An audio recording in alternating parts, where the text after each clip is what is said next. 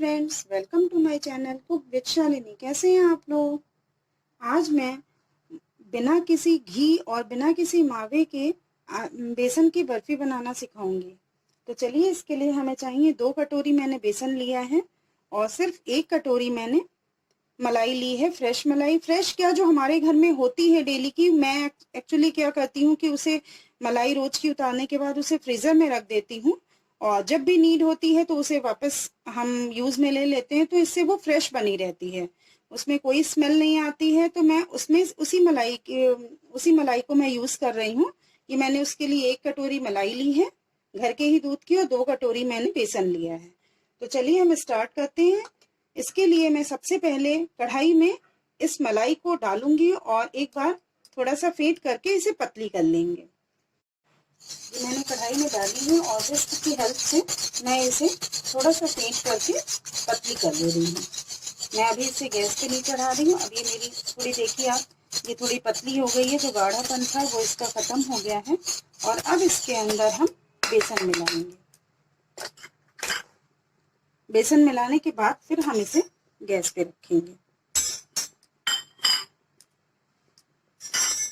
मुझे 1:2 का ही रेशियो रखना है, इस बात का ध्यान रखिएगा। हमें अगर 2 कटोरी हम बेसन ले रहे हैं तो हमें 1 कटोरी मलाई चाहिए।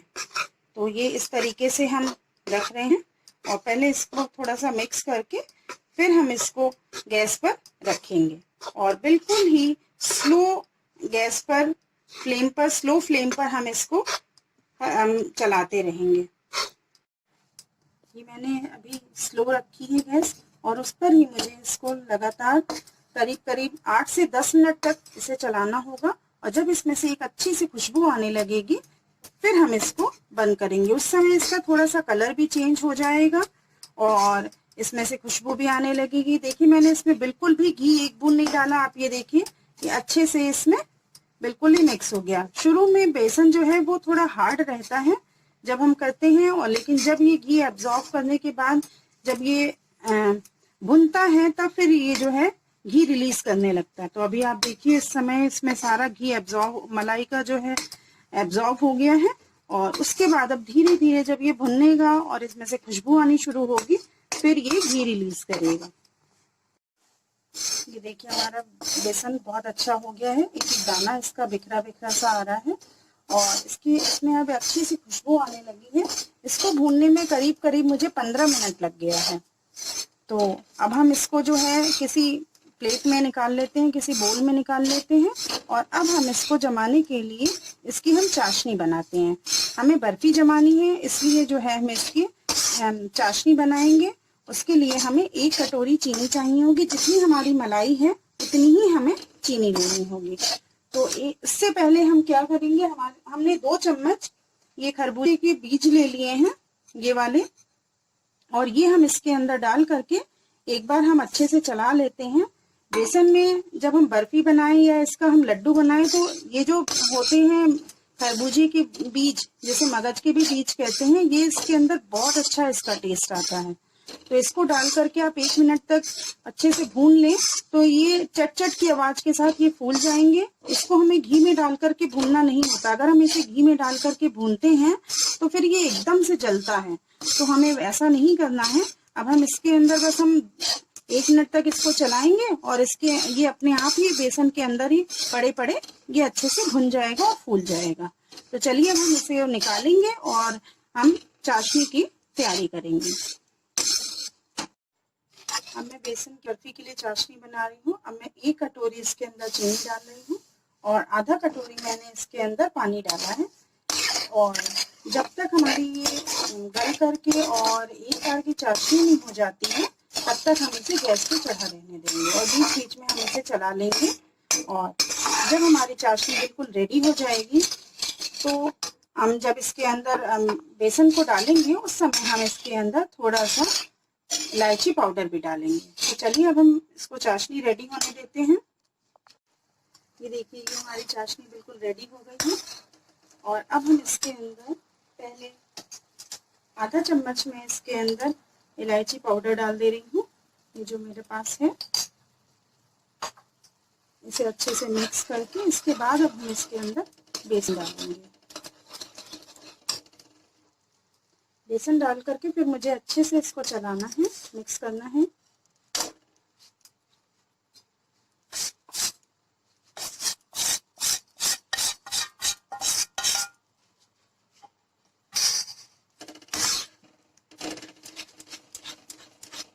देखिए इसके अंदर जो मैंने मगज के बीज डाले थे अच्छे से इसके अंदर फूल गए हैं। और अब हम इसे जरा मीडियम फ्लेम पर इसे अच्छे से मिक्स करते हुए और थोड़ा सा हम इसे गाढ़ा कर देंगे, एक सार भी हो जाएगी हमारी। और थोड़ी सी जैसे ही ठीक होती है वैसे ही हम एक प्लेट या थाली में, जिसमें भी आप जमाना चाहें, टिन में, मैंने एक प्लेट में जो है देसी घी लगा करके ग्रीस कर लिया है। और आपको जिसमें भी जमाना हो आप उसमें कर सकते हैं। उसमें ही फिर अब हम इसको जमा देंगे तो अच्छी सी इसकी एक पतली सी हमारी बन जाएगी बेसन की बर्फी। आप अब ये फेस्टिवल का सीज़न है, रक्षाबंधन आ रहा है, तो आप उसमें भी घर का ये बना हुआ मीठा और दे सकते हैं अपने भाइयों को टीके पे, कोई दिक्कत नहीं है। और हमारा वायरस का भी खतरा इसमें नहीं रहेगा क्योंकि हमारे घर की बनी हुई मिठाई होगी ये। और मेन बात हमारी ये प्योर होगी। मन में जो वहम है आजकल वायरस का कि किसी का कोई ऐसा बंदा उसमें हाथ ना लगा हुआ हो बाजार की मिठाई में जिससे हम में से किसी को भी कोई परेशानी हो, तो वो मन का वहम आपका ख़त्म रहेगा जब आप अपने घर का बना हुआ मीठा लेकर के जाएंगी अपने भाइयों के टीके के लिए। तो ये देखिए हमारी ये घर की बनी हुई बर्फी बहुत ही टेस्टी, बहुत ही यमी, और ज़्यादा टाइम नहीं, मैक्सिमम टू मैक्सिमम इसमें आपको हाफ एन आवर लगेगा। अब आप ये देखिए किनारों से ये छूटने लगी है और एक एक दाने इसके अच्छे से मिक्स हो गए हैं चाशनी में। और अब बस हम इसे 1 मिनट और अच्छे से चलाने के बाद फिर हम इसे ग्रीस लगी हुई थाली में इसको जमने के लिए डाल देंगे। ये देखिए कितनी बढ़िया सी हो गई है। अब मैं इसको गैस से मैंने हटा लिया है और अब मैं इसे थाली में डालने जा रही हूँ। ये मैंने थाली में देसी घी लगा लिया था और अब इसी थाली में मैं इसकी बर्फी जमा दूंगी।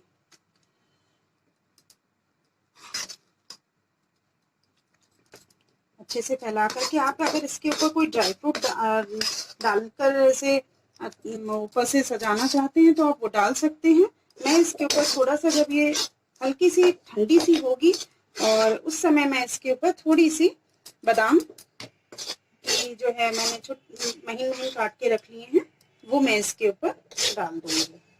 अब हम इसको अच्छे से जमाते हैं और थोड़ा सा वो कर लेंगे, हम टैप कर लेंगे। पहले हम इसका बहुत अच्छे से साफ कर लें।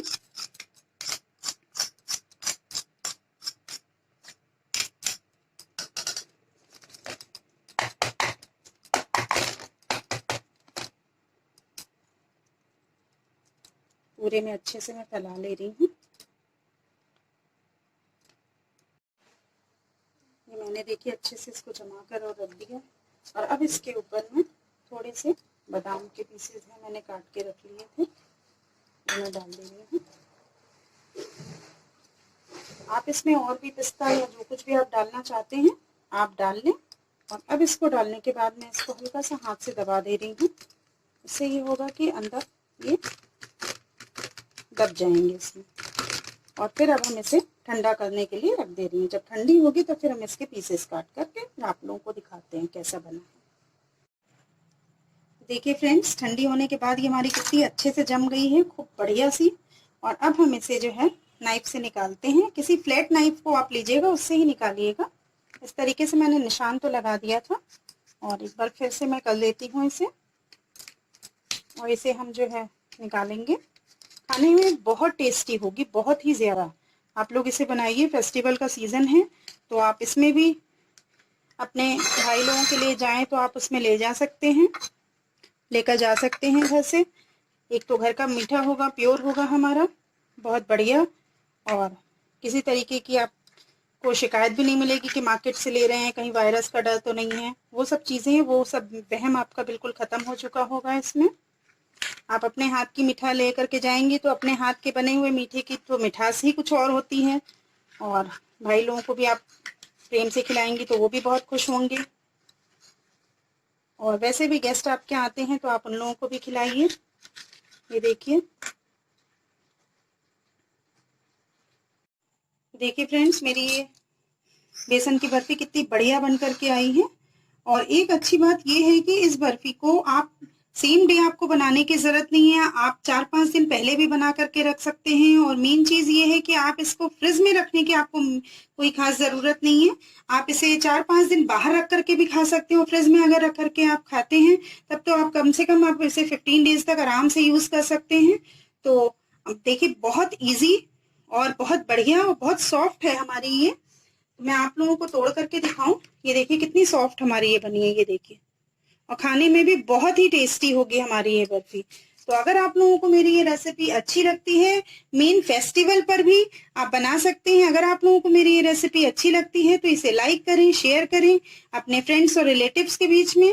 और जो लोग मेरे इस चैनल को फर्स्ट टाइम देख रहे हैं, प्लीज वो भी मेरे इस चैनल को सब्सक्राइब करें और बेल आइकन जरूर प्रेस करिएगा हमारी नई नोटिफिकेशन पाने के लिए, नई रेसिपीज की नई नोटिफिकेशन पाने के लिए। तो चलिए नई रेसिपी के साथ हम आपसे फिर मिलते हैं। Okay, bye bye.